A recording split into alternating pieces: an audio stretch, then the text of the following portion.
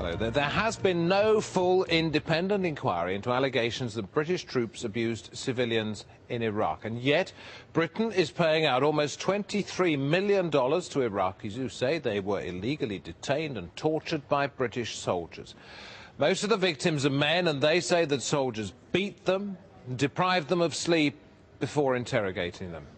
OK, let's go to Rory Challens, our correspondent, who's outside the Ministry of Defence building in London's Whitehall. Rory, what is the British government's legal stance on this? Well, when it seems, David, the British government are presented with these kinds of cases, they've made a decision that they're just going to pay out. There really is, I think, two reasons for this.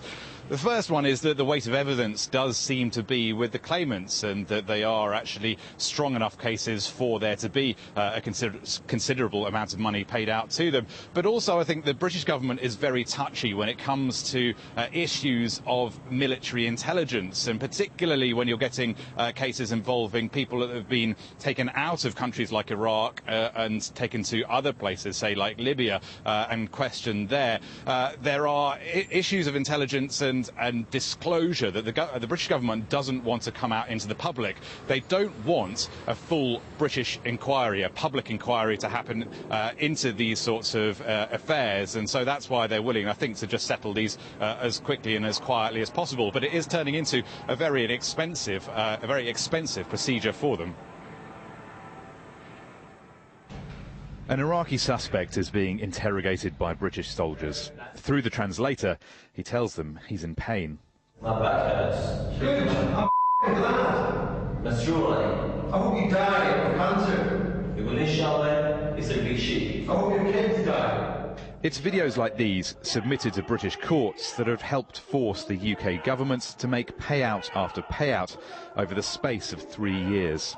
Beatings, threats, sleep deprivation, sexual humiliation and stress positions, just some of the allegations claimants and rights groups say amount to systematic torture.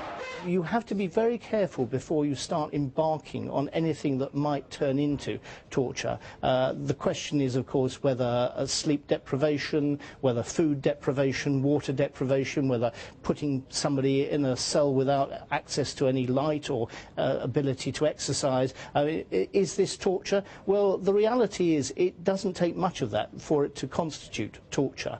Britain's Ministry of Defence, while acknowledging the payouts, denies that the abuse was anything more than a few misbehaving individuals. Their statement reads, over 120,000 British troops have served in Iraq, and the vast majority have conducted themselves with the highest standards of integrity and professionalism. All allegations of abuse will always be investigated thoroughly. We will compensate victims of abuse where it is right to do so, and seek to ensure that those responsible are brought to justice. But the actions of British servicemen and women in Iraq are starting to cost the UK government a lot of money.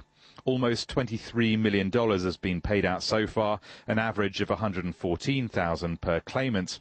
But nearly 200 cases are still ongoing, so the MOD could be looking at an even bigger bill, some $22 million in the coming years. And then there are the 700 or so individuals lawyers say could be filing claims in 2013.